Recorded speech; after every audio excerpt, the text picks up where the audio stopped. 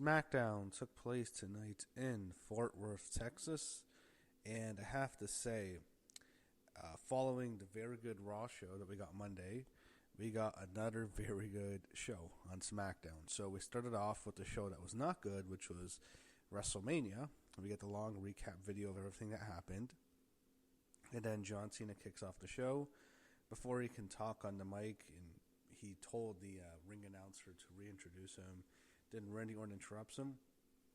And I have to say, this was an excellent segment. This was probably the second best thing on the show, besides the main event, which we'll get to later. But this was really entertaining. They went back and forth. It was better than anything on the build-up to WrestleMania. This blew away any John Cena and Cody Rhodes segments because John Cena was so much more entertaining here. So Randy tells Cena that you have to have kids. It'll basically make you a better man, and that's what you're missing to fill the void. And then Cena is really upset. He says that I'm parenting all these people for the last 25 years. And then he interacts with the 6-year-old kid, which was hilarious. The 6-year-old kid shots him the finger, and Cena so good. I'm thinking, this is the John Cena I wanted the whole time. Even though he's whining and complaining, this is the John Cena that can be super entertaining here. And that's just not the guy we were getting for most of his heel run so far. And that was my favorite part. And then Randy gets really upset with Cena because he says that he wants to ruin wrestling, and Randy talks about wrestling supported him and it paid for his family, and then Cena saying that he's going to destroy the legacies of the Ortons. Orton eventually challenges him to a match, and Cena sets the match up for Backlash, and eventually the match is confirmed. After that, Cena attacks Orton, beats him down, then goes to hit him in the head with the belt just like he did to Cody, but he misses, and Orton hits him with an RKO. So for the second consecutive show, Randy Orton has laid out John Cena with an RKO, and Cena sells it like he's dead. He did the same thing with the Crossroads. He just sells it like he's literally murdered from this move. Cena, I thought, was very entertaining. I thought the part when he was interacting with the fan, that genuinely made me laugh out loud. We got a Fraxium video package. They're on the main roster now. And then we had Fraxium against Los Garza. Definitely a good showcase for Fraxium. Nathan Frazier and Axiom, we got to see him fly. They did a whole bunch of dives. It was a series of dives. That was fine. Just I don't think they're going to be allowed to do it every single week. And they're going to have to be like a regular tag team. But the one thing I like about the SmackDown tag team division is you see a lot more shorter tag teams. I think they should do a thing where keep the shorter guys on SmackDown while maybe keep the bigger guys on Raw, because there's a huge size difference. And Fraxium are small. They're actually smaller than the Motor City Machine Guns and DIY. So they're probably about the same size as Gargano, but you have those three teams, that'd be great. And the Street Profits are bigger, especially with Dawkins, but that they can they can have really good matches on SmackDown. It's also just insane to me how the Raw tag team division got showcased at WrestleMania while the SmackDown did not. Total bullshit. Anyway, this was a fun match. Los Garza got the heat on the break, but then once the break was over, Fraxium did their big moves and spots again and eventually won the match.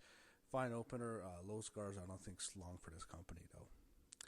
We see DIY warming up backstage, Gargano and Ciampa has now shaved his beard. Maybe that's why he thinks he was left off WrestleMania. He just looks like any normal, random, bald guy, because that gray beard's gone. It looks like shit, I had to say. Tiffany Strong comes out. She gets a big pop. She's celebrating her win about Charlotte beating Charlotte Flair, which right when she mentioned Charlotte's name, fans boo. And she's talking about her success, and then she's interrupted by Jade Cargill. Jade challenges Tiffany, and she wants her next. Tiffany eventually just says, let's do it now, and then the referee comes out, and they're having a match. I thought, they started okay. I felt like their matches, both of them at WrestleMania, showed that they're still green in areas. But, when they had it here, I actually started to really get into it. And as the match progressed later, I was thinking, what, this is better than either of the matches they had at WrestleMania. It's better than the match Jade had with Naomi.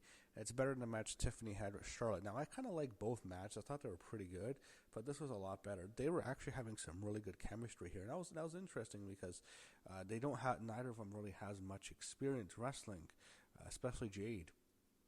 So for them to work well together, I thought that was good. There was a cool spot where Jade just grabs Tiffany and catches her, and Tiffany is like a buff girl, so it's not just like you can just like throw her around like she's like Liv Morgan.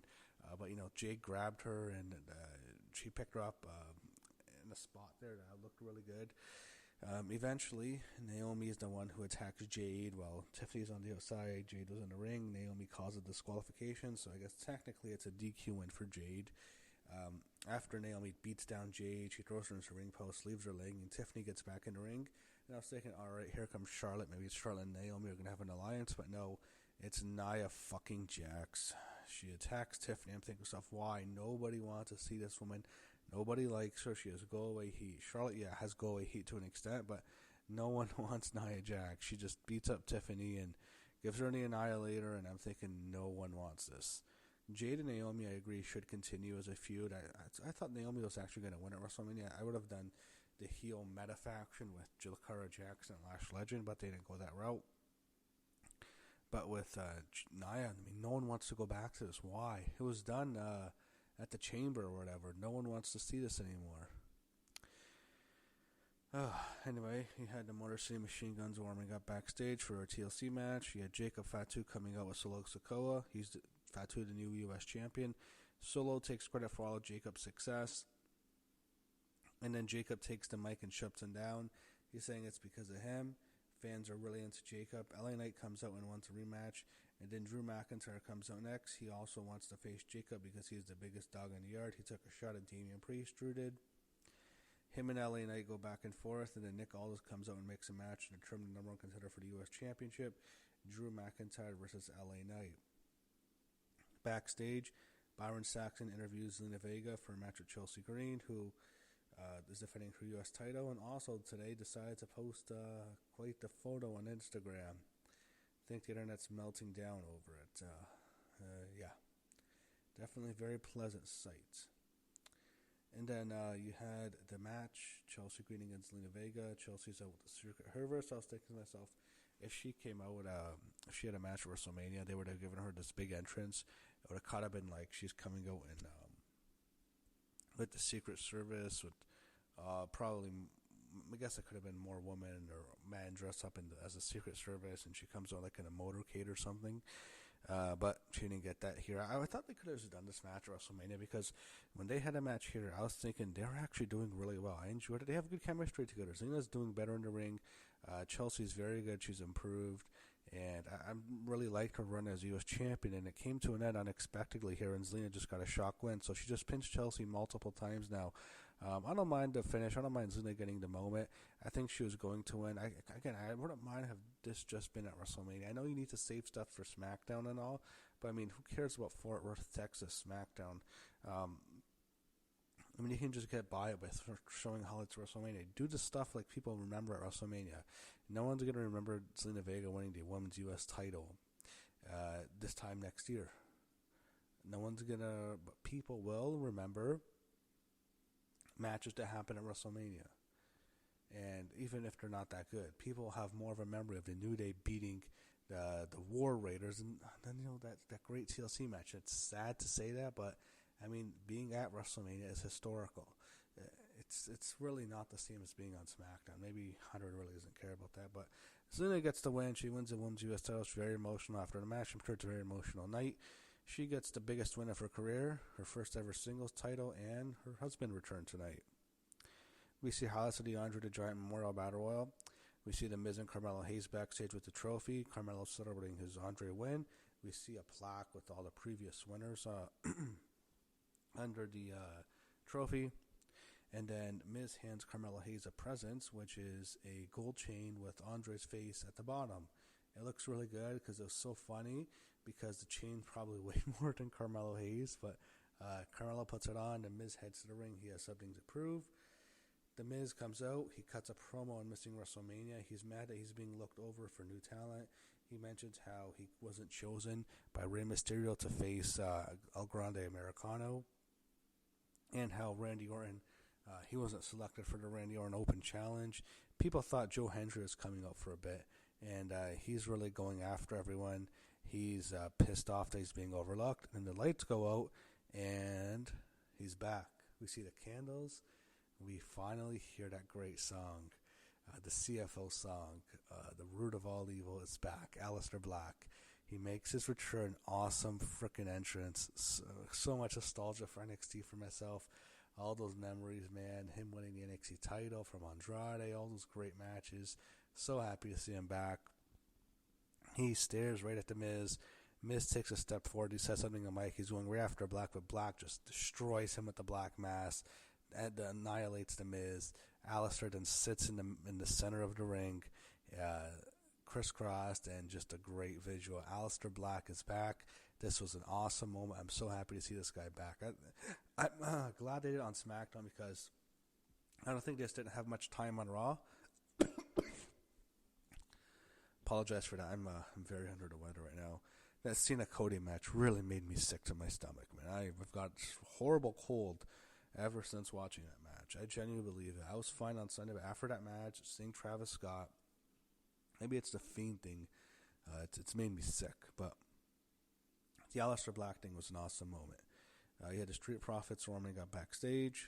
Then you had Byron Saxton interviewing Bianca Belair. She has these 2 broken fingers. She says she's going to take time off.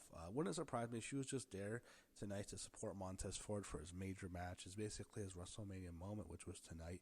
That's why she was probably there. And she said, she's injured. She's going to take some time off. That's fine. I think, I don't like the fans are booing her. I don't think she really deserves it. But I think it's good. Let her be gone for a few months. When she comes back, she'll be hotter. She'll be fresher. Maybe she can evolve her character a bit. Maybe even change something in her look. I don't know. But I feel like Bianca Belair's character really didn't evolve. I think that's why she got booed. I think also being the main opposition to Rhea Ripley is going to get you booed no matter what. So I think that's why the fans really chose Rhea over her. And for Bianca, I think taking some time off will help. In addition, she's not the only person taking time off. You have The Rock. Oh, why did I mention him? Oh, he's on my mind, not The Rock. He had Cody Rhodes seemingly taking time off. I heard he was in Florida. I think that's good. I think Cody needs to be off TV for a few months. Bring him back around July before SummerSlam starts. I think it's best for him to stay off TV. You don't want the fans to keep booing him. So that happened in AEW where the fans really turned on him and he just kept making it worse. Keep him off TV for a while. Make the fans miss him. They'll cheer him when he comes back. Keep Cody away right now. Same thing goes to Gunther. He requested time off reportedly. Keep Gunther off TV. He took a humiliating loss to that wannabe hip-hop guy, Jey Uso. I think it's better for Cody, for Gunther, for Bianca, all to have some time off right now. And I mentioned The Rock. I don't want to get into this rant right now, but I might save something for the end of this video. I'll talk about him at the end. Anyway, to recap the Jade Cargill Tiffany Stratton match, Nia Jax, Naomi yell at each other backstage. I really don't want to see a faction between these two. I kind of like what Naomi's doing. Nia Jax, again, just go away heat. And I'd be remiss to not mention that she really made some nasty attacks at the roast of WrestleMania towards both Cody Rhodes and Charlotte Flair. The stuff she said at Charlotte was pretty tasteless. Making fun of her face, which, when you have comedians like Tony Hinchcliffe doing it, it's their shtick. But Nia just seemed nasty. The stuff she's saying, no one wants to see you. And I know she's good friends with Tiffany. I was thinking she's probably the one who told Tiffany the 0-3 divorce line. She's also probably doesn't like Charlotte over that. And, it's funny. She was saying, no one wants to see Charlotte. Bitch, nobody wants to see you. Even if a lot of people might not want to see Charlotte right now. Nia, why are they pushing her? I shouldn't ask. I shouldn't even bother asking. We know the truth. We know why she's still being promoted in WWE TV. She returned in late 2023, and a certain final boss took a seat on the board of directors a couple months later, in January of 2024. So, I think we know why. LA Knight, Drew McIntyre. This is a fine match, but then Damian Priest came. He chokes him, Drew McIntyre, through the announce booth. And this is their new announce booth, which it looks really worse when it gets broken. I don't know if the table impact's any different, but Priest he destroys Drew. He gets his revenge for Drew talking shit, causes a DQ. Jacob Fatu, however, then beat down both LA Knight and Damian Priest after the match, gave them both the moonsault. So if we get a Fatal 4-way at Backlash, you get Jacob Fatu defending against Damian Priest, LA Knight, and Drew McIntyre. Man, we'd have an awesome match. I'm looking forward to that if that's where we're going. We see John Cena backstage. R-Truth tells him to give him a call if he ever needs him. Eventually, they're going to do a segment where John Cena beats down R-Truth, and that's going to get a lot of heat. But this was fine. Then you had Jimmy Uso have a funny interaction with R-Truth. And then we go to the main event, which was arguably the best match I've seen all year in WWE. I think it comes down to this. It comes down to the two triple threat matches. The night 1 main event, Seth Roman and CM Punk. And then night 2 opener, Io Sky, Rhea Ripley, Bianca Belair. This match was fucking amazing. What am I going to say? This was one of the best TLC matches I've seen in a very long time. I'd have to look at a list of TLC matches to determine it, and when I look at it, this was arguably the best TLC match I've seen since WrestleMania 17, which was the Hardy Boys against the Dudley Boys against Edge and Christian, who won that match. And they won all those big matches, Edge and Christian did, but this match, that match, the SummerSlam match, I still think is probably the best one. And then this. There was also a really great match on SmackDown that added to another team with Jericho and his partner. And that was also a great match. So I don't know where this would rank, but I think it would be in the top 5 of best TLC matches ever. This match was fucking amazing. All 6 guys busted their ass. They all had something to prove. And the one thing I have to say is a lot of people were pissed off this wasn't at WrestleMania, including myself. Everyone can see that this match should have been featured instead of the New Day against the War Raiders. This would have gotten a big reaction. Fans would have been into it. We had a whole bunch of crazy spots. The thing is, you got about half hour here, it seemed like, with entrances. WrestleMania, there's no way in hell they're getting that time. No way in hell they're getting this time. They're getting it half at best. They're probably even more, so it would have been cut. So you wouldn't have had as many amazing spots. However, this match still would have been delivered. I think also Triple H doesn't want to burn out the crowd. I think he's worried about booking another major ladder match, especially I think he booked a 6-way ladder match a year before, so maybe that's why he didn't want to book it. But all 6 of these guys, they worked their asses off. To say everything that happened, it'd be so much. There was chairs used at first. This was the most utilization I've seen of steel chairs in a TLC match. Chairs are just a part of it, but everyone knows it's the ladders and the tables what people really look at with TLC matches. But the chairs were used a lot here. There was a crazy spot where I think one of the Guns or something had a chair around his neck, and Gargano hit it with a chair, and it spun around, looked nasty. There were several shots to the head with the chair, not swinging it, but like throwing at people's heads. There was a brutal slam into the chair with the top part. There was chairs used all throughout the match, and they utilize it a lot. We never really get chairs too much in TLC matches. It's always the other 2 weapons. Then they went to the ladders. We got some good ladder bumps. You got a really crazy, I think it was one of Gargano's moves. He did to Montez Ford off the ladder, the top of a ladder. And then tables were involved, and you got a whole bunch of spots with tables. You got I think it was one of DIY. I think it was Angelo Dawkins took a splash from one of the Guns through a table. I think that's the spot. Then there was another spot on the outside where I think it was Montez Ford did a springboard dive, he did a dive to the outside through Gargano through a table. The crazy spot I think was when Ciampa did his finisher onto Montez Ford off the apron through a ladder that was laid out horizontally, and when they went through the ladder, did that great ladder spot that they bumped through. That always gets a big pop, even though the ladder I think is wooden that it does that. It still always gets a great pop, and then it looks nasty. It just looks way worse when the ladder breaks in the table. You got some more spots. You had the scariest one, which was Angelo Dawkins. Tommaso Ciampa was hanging from the title, and they recreated the Edge and Jeff Hardy spot from WrestleMania 17 when Ciampa is hanging, and then Dawkins climbs to the top of a ladder, and then what happens is I think that both the short Motor City Machine Guns bring out a table and they lay it like right in the middle, and then Dawkins does a spear onto Ciampa off the belt, and then they both landed through a table, and it looked like Dawkins took a worse bump than even Ciampa did. They recreated the spot. Doesn't look the same way, but man, it looks so dangerous. Looked nasty as hell. It was a scary bump. There was also a part where the machine guns did their finisher onto Gargano through a table. I mean, it's a good thing that they're all small because the table would have been broken with bigger guys. That was another good spot that I think I missed.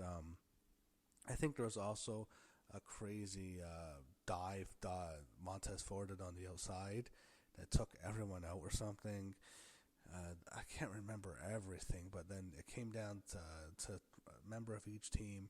Ford is in between the ladder. He eventually knocks off both, I think it was Sabin and Gargano off the ladder, and then Montez Ford grabs a briefcase, or grabs the titles. The Street Profits retain. All-time great TLC match. Fucking amazing match. Wish it was on WrestleMania, but again, I know Triple H didn't book it, so they'd work their asses off tonight to prove something. Also, it was a situation where they'd no in hell they're getting anywhere near the time they got on SmackDown, that they wouldn't have gone the same time at WrestleMania, so that's another thing. But that was SmackDown. Street Profits retain. Great match. I apologize if I sound, my voice is, if it sounds extremely nasally, because I'm under the weather, as I said. Thanks to that WrestleMania main event between John Cena and Cody Rhodes, which made me extremely sick. I really hate Travis Scott. And one guy I'm really pissed off at, I had to bring up this rant. I had to talk about this at some point. I was thinking of making a separate video, but I'll just bring it up at the end of SmackDown, so I don't even have to think about it anymore. I'm just going to get this off my chest.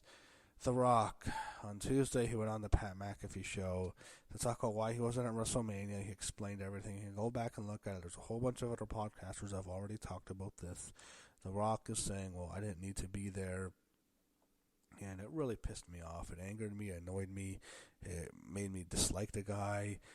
He basically threw Triple H under the bus because he was saying, I would have done things differently and creative. I'm thinking, that's fine if you're just Dwayne, like, a guy who comes in and wrestles every once a few years. But, I mean, when you're a part of the board, I mean, for you to just go and attack, to put down the head of the creative like that, I was thinking, oh, man, that's not good. He really talked about why he didn't want to do it. He wanted to turn Cody Rhodes heel, which is a stupid fucking move because he's a top babyface in the company. They're making more money with him as a champion than they've ever made with any other champion. It doesn't mean Cody's as big of a star as The Rock or Stone Cold or Hulk Hogan, anyone like that, or John Cena, or Roman Reigns. But him as champion, they've made more money than any other of those guys. He's gets a big reaction, sells a whole bunch of merchandise. Why turn your top babyface when you're doing record business? And he's very popular. So then, The Rock they agreed that Cena's a turn heel. I'm thinking to myself, Rock was pissed off at Triple H because he didn't get his way just like last year, and this time he decided just to stay away because he's pissed off and is pouting about it. And The Rock is also the guy who saddled us with Travis Scott. He brought in Travis Scott. We got Travis Scott making a run in the main event, in which The Rock even said, well, when he saw Travis Scott comes out, everyone's going to think you were going to come out. Yeah, no shit, Sherlock. Everyone's going to expect you to come out. No one gives a fuck about Travis Scott. Fuck Travis Scott. He ruined the main event of WrestleMania. I fucking hate that guy. I'm still not over it, man. I'm done with The Rock. If he doesn't even come back, I don't care anymore. I don't want to hear from him anymore. I don't care to see him. He's on the board, whatever. I really don't care to see him anymore. His segments he's done this year have all been fucking horrible. Why did he come back at Bad Blood? If it was already decided he's not going to work at WrestleMania, why is he appearing at Bad Blood for? Why? Then you look at how confusing that the thing was on that January 6th Netflix debut. He's just Dwayne, the board member. And then he had the thing where he came back on at SmackDown to announce WrestleMania is in New Orleans, and that was a New Orleans show. And then he comes in on the Elimination Chamber, and they do that great heel turn, but I mean, he just disappears off TV, and he really fucked things up here. I'm at the point where I don't care to see him anymore. I don't want to hear from him anymore. And I'm still, I don't want to give WWE too much credit. It feels like Raw and SmackDown are both very good shows this week, especially Raw. Raw's a great show, and SmackDown had some great stuff in it. I really enjoyed both shows overall. I'm still pissed off at WrestleMania because WrestleMania was not a good show. It was one of the worst WrestleManias in many years. I think it was the worst two-night WrestleMania they've done. It was a massive downfall from last year and 2 years ago and even 3 years ago and even 4 years ago. It did not deliver. WrestleMania 41 was not a good show. It was a massive step down from where they were in terms of quality, not in terms of business because they're price gouging everyone, but in terms of quality, the last couple years it's a big step down. So I'm still down on WWE a little bit, but Raw was very good on Monday and SmackDown was very good tonight, and it was highlighted by an amazing TLC match. So that wrapped up SmackDown. We'll see what happens next.